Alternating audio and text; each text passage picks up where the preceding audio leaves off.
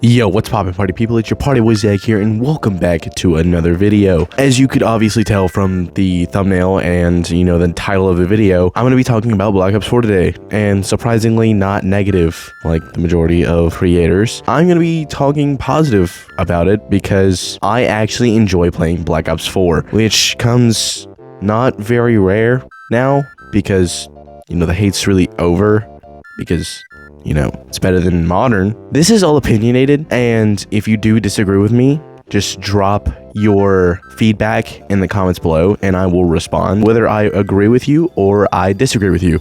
Let's go ahead and start off with the game had two split storylines, right? We had the Chaos and we had the Ether, right? Both of those were all right. I do feel like the Chaos was a little bit better than the Ether storyline. By this saying, the Ether storyline should have been done in Black Ops 3 with the ending of Revelations. Why they would continue the storyline in Black Ops 4, I have no idea. But with the, second storyline, it was a definite weird mix-up. I will say that much. The Chaos storyline sticks out the most only because it was new and it wasn't the same thing that we had seen from previous games. The Chaos storyline was not, followed as much as the Ether storyline too, so I could see why both of them really had their ups and downs. But in total honest opinion, Chaos over Ether in Black Ops 4 specifically. Again, I'm gonna go ahead and just take Chaos side because every single Ether map was remastered. Or no, not remastered, reimagined. Yeah, you could see the problem. It was just standing straight right there. That was the issue. Every single map in this game, in Ether specifically, was reimagined. Blood of the Dead was Call of the Dead from Black Ops 2. Togder Toten was Call of the Dead from Black Ops 1. Classified was 5 from Black Ops 1. And Alpha Omega was Nuketown from Black Ops 2. Then again, Nuketown was in every single zombie or every single multiplayer experience, so kind of just came from everything, but we're just gonna go off of Black Ops 2. Other than that, every single map in Black Ops 4 was reimagined. Same thing with the wonder weapons. Blood of the Dead, you had the Magma Gat, which was already a wonder weapon. In Mob, you had the Blunder Gat. In the Vitrolic Withering, or the Acid Gat, whatever you want to call it. The Ray Gun Mark II, but instead of just the base Ray Gun Mark II, it had its variants with it. Not a surprise there. And we had the Winter's Howl, which was already unclassified, unironically. And then on Togder Toten, we had a Scoped Wonderwaff, and we had the Arctic Tundra, and the Thunder Gun. That was really the only thing that I had an issue with in the Ether storyline on Black Ops 4. That was the only issue I had. But, I'm not saying the maps were horrible, because some were a lot more easy, like Classified, and some were a lot more difficult, like Alpha Omega. And God, do I hate Alpha Omega. Chaos had easily the best maps, except for Voyage. Voyage was, very new and innovative because it came directly from our, our actual history with the Titanic. And a zombies map taking place on the Titanic is a really cool concept, but practicality, it sucked. It really did suck. It could have been better, but it kind of sucked. And the Kraken being a wonder weapon on that map, I feel kind of fit it. It was really nice. And then moving on to Dead of the Night, the one map that didn't get any promotion whatsoever. It wasn't even promoted at all. I don't think they put a trailer out for that map.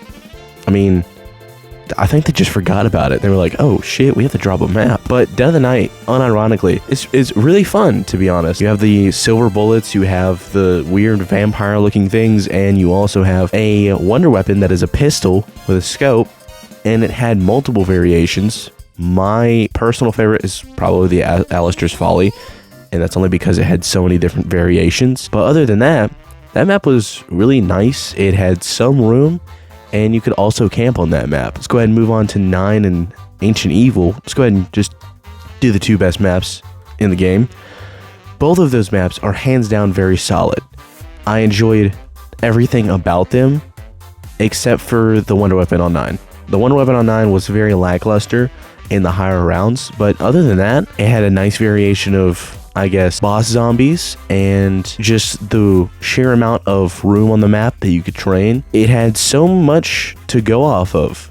A Roman Colosseum and, you know, a Roman era kind of like, I guess, you know, heaven and hell type map, I guess. And, you know, the boss fight for both of them are actually not bad. You know, fucking elephant and a unicorn? I don't even know. A Pegasus, that's what it was. My apologies. A Pegasus and an elephant. But we're just going to move away from that.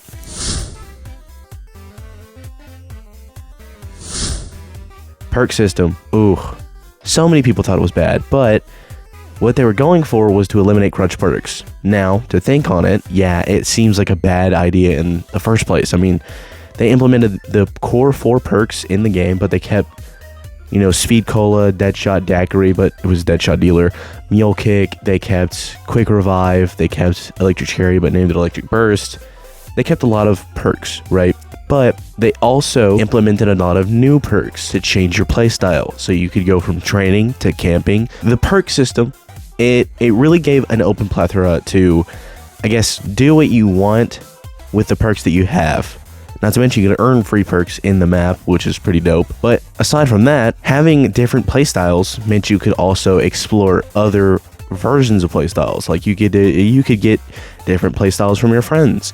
Not to mention, you also have the secret sauce, where you could do the secret sauce challenge and get 4 different random perks in no specific order at all. The game just gives them to you. That's what I loved about that perk system. That perk system, hands down, one of the nicest ones. Because think about it, you had the core perks in the OG games, and you had the camp. You're dying. I mean, yeah, you've got Speed Cola if you get stamina up.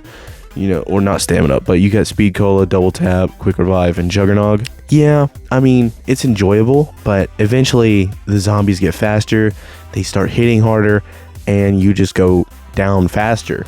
I mean, camping doesn't always last that long. So Victorious Tortoise and Stonehold Stronghold, those 2 perks alone carry you on into a higher round, which is pretty nice, if I do say so myself. Moving away from that, we're going to talk about, I guess, let's go off of the, I guess, not gobblegums, but elixirs and talisman. Now, not a day in my life have I used a talisman. Can't really say that I want to, but, you know, hey, it is what it is. I'll try it eventually, but not right now, because I don't want to know what it's like. I do know that the elixirs use Nibelium Plasma, you get what I'm saying. And the gobblegums used liquid divinium. Oh, yeah, I mean, wow, you had to change it, like, what, just a different name? I don't even know why they changed it. Not going off of what Black Ops 3 did, because, you know, Black Ops 4 had to come off of a masterpiece, basically, or at least some people say. I mean, in my opinion, Black Ops 1's so much better, but, you know, it's what the community likes or whatever. Getting away from that, the elixirs, hands down, were good. Okay, I mean, they did have some bad ones, obviously, but so did Black Ops 3. I mean, who's going out of their way to use coagulant, okay? Who's going out of the way to use coagulant? Why would you keep that?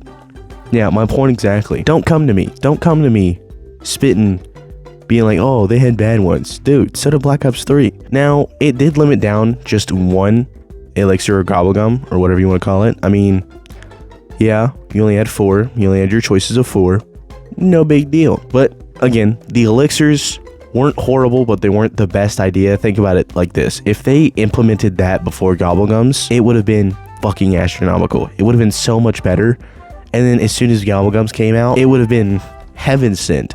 It would have been like, oh, well, that game sucks. Let's go move on to this one. Yeah, think about that. Put that into perspective. Okay, I'm making almost the same exact scenario as Tim Hansen did in his one video, why Black Ops 4 failed. But regardless, still, I know I'm right. I will say though, the point system, I mean, it's not bad. Okay, I will say it's not bad, but it's not anything good compared to Black Ops 3's. Not saying anything, but Black Ops 4 did a pretty decent job. The damage-based point system wasn't horrible, but it wasn't great. I mean, it's a point system, and I mean, they had to do something. My personal opinion, I didn't notice it at all. I just played the game. Like, let's be dead serious. Name one person who's actively noticing the point system. Now, there's a bigger difference between Black Ops Cold War and Black Ops 3's point system, obviously.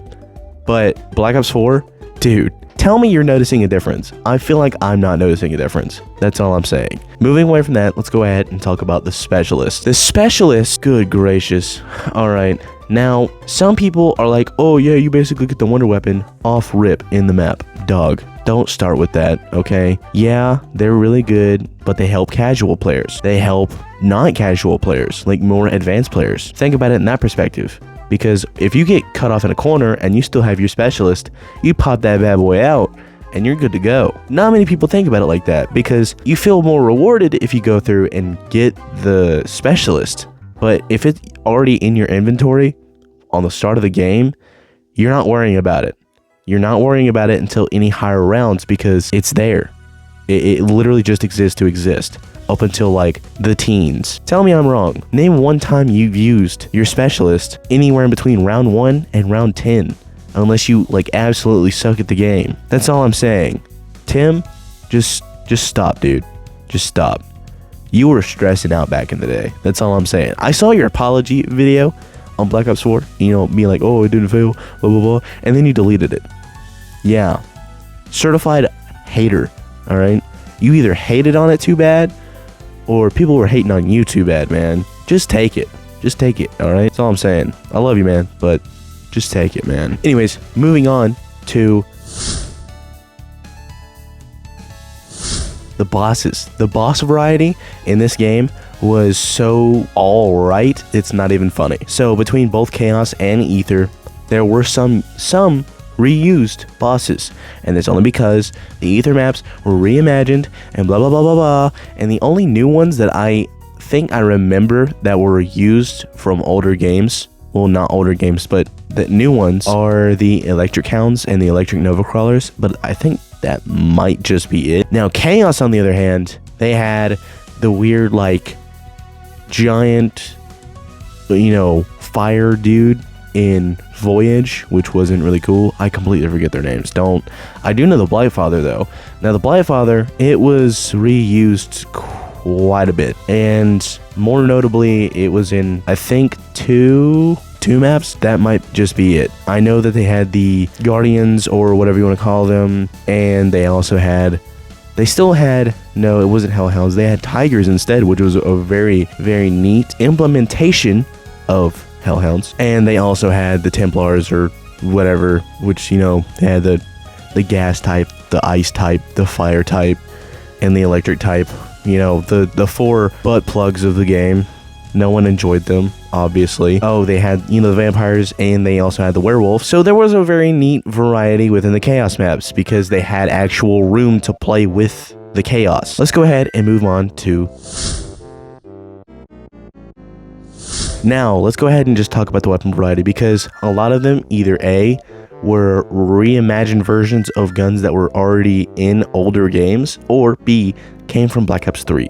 The VMP, the Argus, the Locust, all 3 of those came from Black Ops 3, and everybody knows it. Okay, doesn't Black Ops 3 take place like over 1,000 years into the future? How? Why do they still have? Why? Why'd you even put these guns in the game? I will say though, they did implement, I guess, some good guns like the V Honda or whatever you want to call it. I mean, that's what I call it, the V Honda. The SWAT 556, actually fully automatic in this game. That one was, I think, was Black Ops 2. They had the Rampage, which was a reimagined version of the SPAS 12, and they had a horrible worse version of the AUG, and it was 3-round instead of full auto. For those of you who actually remember, yeah, I feel like that was about it. I mean, a lot of guns were reimagined in that game. I mean, I do know that they had the M16, which was pretty neat, but instead of the Skull Crusher, it was like the Skull Smasher or something. I don't know. The Pack-a-Punch name was awful compared to Black Ops 1, and I didn't even have the noob tube on it. Unfortunate. It was fully auto, but no, I don't even think it was fully auto. I think it was a 6-round burst at that. But I mean, the weapon variety was alright, and same thing with the starting ammo, the starting weapons actually. They were a neat implementation into the game, better than what Cold War did. in my opinion, where you could just choose whatever weapon you wanted.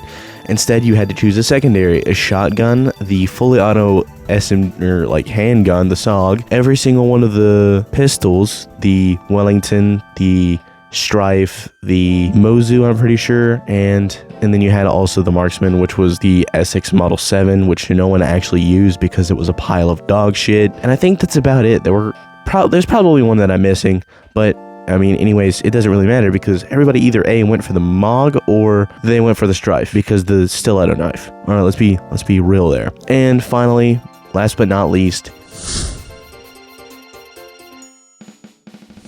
the custom mutations menu. Everyone, I feel, should have loved the custom mutations menu. It was a implementation of what Black Ops 2 did, but with a wider variety. Instead of like just going off of like, you know, how difficult the zombies wanted to be, what round you wanted to start on, you know, everything like that. It was that, but way more complex, and you could choose basically whatever you wanted to do, whatever you wanted to do to the game to make it either A, easier, or B, harder for yourself. You can make the zombies start running and hitting you 2 times harder on round 1 if you wanted, or you can make them slower and hit a lot lighter on, I guess, round 100. I mean, it really did not matter. You had as much variety as you could go for. Not to mention, you also had Gauntlet, you had Rush, you also had the different modes to make the game either A, harder or easier with the beginner or the casual or the normal, whatever. I mean, yeah, you get what I'm saying. The game had a tutorial as well. It was pretty neat. I actually played that, not because I didn't know, you know, obviously, but because I wanted to try it out. And to be honest, it really just does show you the basics of Black Ops 4. And I think that's very neat, especially for newer players. With that, I think Black Ops 4 as a whole did a very, very good job. Am I saying it's one of the greatest? No. By all means, it is not. But, I mean, it doesn't deserve as much hate as it gets. It is very underrated and overhated, in my opinion, and more people should play it and actually give it a second chance before you continue to slander it. It is not Vanguard Zombies. It is not Modern Warfare Zombies. It is not Black Ops 6, it's not Black Ops 7, it's not Cold War, it's not anything like those. Give it a second chance. That's all I'm asking you. Anyways, guys, if you watched this to the end, I thank you so much. And if you enjoyed it, like, subscribe, and hopefully I'll catch you in the next video. Peace.